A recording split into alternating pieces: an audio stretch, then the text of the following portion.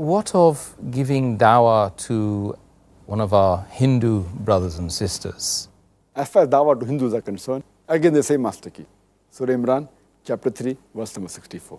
Ta'alaw ila kalmatin sawa'im baynana wa baynakum. Come to common terms as between us and you. Which is the first term? Allah na'budu illallah. That we worship none but one Allah subhanahu wa ta'ala. When we ask any Hindu, any common Hindu, how many gods do you believe in? Some will say 3, some will say 100, some will say 1,000, while others will say 33 crores, 330 million. But when we ask this question to a learned Hindu who is well versed with his religious scriptures, he will say that a Hindu should believe and worship only one God.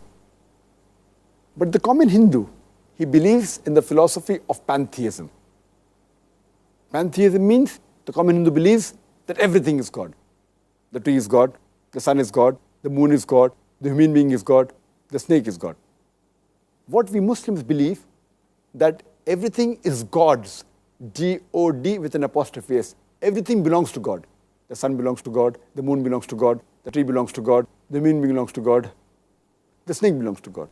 So the major difference between the Muslims and the Hindus is, the common Hindu believes that everything is God. What we Muslims believe is everything is God's, G-O-D with an apostrophe S. So major difference is the apostrophe S. If we can solve this difference of apostrophe S, the Hindus and the Muslims will be united. How do you do it? Ta'alaw ila kalmatin sawa'im baynana wa baynakum. Come to common terms as between us and you.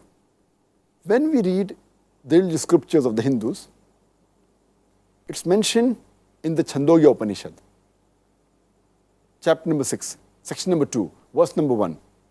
Ekam evidityam. God is only one without a second. It's mentioned in the Shvetashvatara Upanishad, chapter number 6, verse number 9. Nachasti kasij, janitana chadipa. Of him, there are no lords. He has got no parents. Almighty God has got no superior. He has got no mother. He has got no father. It's mentioned in the Shvetashvatara Upanishad, chapter number 4, verse number 19. Na tasya pratima asti. Of that God, there is no pratima. Pratima is a Sanskrit word which means Almighty God has got no images. He has got no photograph. He has got no sculpture. He has got no painting. Almighty God is without any pratima. And the most common book read by the Hindus is Bhagavad Gita. It's mentioned in Bhagavad Gita, chapter number 7, verse number 20. All those whose intelligence has been stolen by material desires, they worship demigods. That means those are materialistic people, they worship demigods. In some of the commentaries, it says idol worship. And amongst all the Hindu scriptures, the most sacred, the most authentic are the Vedas. There are 4 Vedas: Rig Veda, Yajurveda, Samveda and Atharvaveda. It's mentioned in Yajurveda, chapter number 32, verse number 3. Na tasya pratima asti. Of that God, there is no pratima. Pratima, as I mentioned earlier, means Almighty God has got no images. He has got no sculptures. He has got no photograph. He has got no painting. All these do not belong to Almighty God. And it's mentioned in Yajurveda, chapter number 40, verse number 8. Almighty God is imageless and pure. It's mentioned in Yajurveda, chapter number 40, verse number 9. Andhatma pavishanti ya asambhuti vipaste. Andhatma, Sanskrit word, meaning darkness. Pravishanti means entering. It means they are entering darkness, those who worship the asambhuti. Asambhuti means the natural things like fire, water, air. And the verse continues, they are entering more in darkness, those that worship the sambhuti.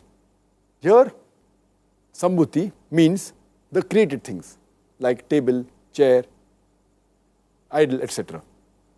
So the verse says, those who worship the natural things like fire, water, air, they are entering darkness. They are entering more in darkness, those who worship the created things. And amongst the Vedas, the other Veda is Atharvaveda. It's mentioned Atharvaveda, book number 20, hymn number 58, verse number 3. Dev Maha Asli, verily great is Almighty God. And amongst all the Vedas, the most authentic, most sacred is the Rig Veda. It's mentioned in Rig Veda, book number 1, hymn number 164, verse number 46.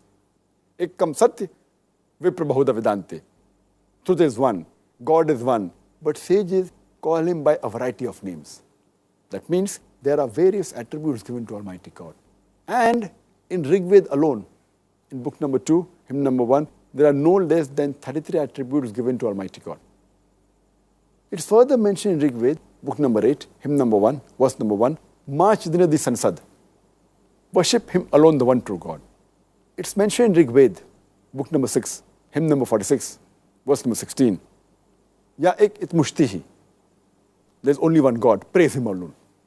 And the Brahma Sutra of Hindu Vedanta is Ekkam Braham Devta Naste, Nena Naste Kinchan. Bhagwan ek hi hai, dusra nahi hai. Nahi hai, zara bhi nahi hai. There is only one God, not a second one. Not at all, not at all, not in the least bit. So in this way, by doing comparative study, coming to common terms, we can convince a Hindu from his scriptures that they should only believe in one God. That's Tawheed, and get him closer to Allah subhanahu wa ta'ala. And for more details, I've given a talk on similarities between Islam and Hinduism. And I've proved the various similarities about various aspects. And that way you can, based on the verse of the Quran, Ta'alaw ila kalmatin sawa'im baynana wa baynakum. Come to common terms as between us and you. I just spoke about the major term, the most important, that is Tawheed.